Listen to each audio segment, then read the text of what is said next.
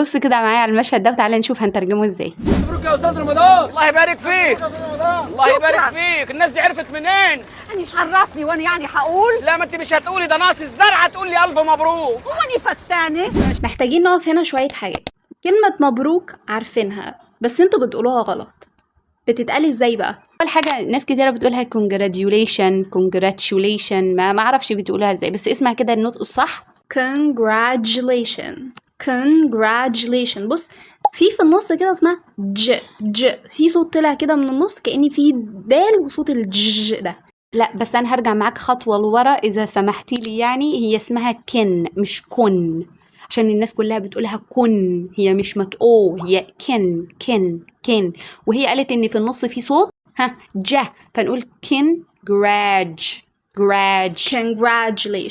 congratulation. نروح بقى لصلب الموضوع الاساسي. لو حد بيقول لي مبروك عايزه اقول له الله يبارك فيك، نقولها ازاي الله يبارك فيك دي بقى؟ اول حاجه انا ممكن اقول له hope the same for you، والله يبقى عقبالك، انا بتمنى لك نفس الشيء.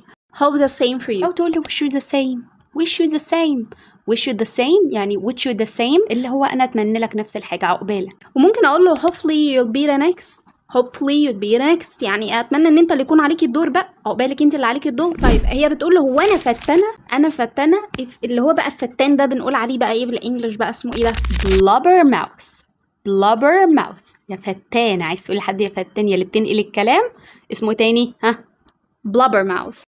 فانا عايزه اقول انا مش فتانه I'm not blubber mouth. ودي واحده من الطرق الويز الكتيره اللي احنا بنستخدمها جوه كورس الانجليش، عشان احنا هنا بنتعمد في كورسز الانجليش تكون الطريقه فاني ونضحك ونهزر، وكمان تكون الطريقه مش اكاديميك خالص، طرق كده كرييتيف عشان نمارس اللغه ونركز على كل المهارات بتاعتنا.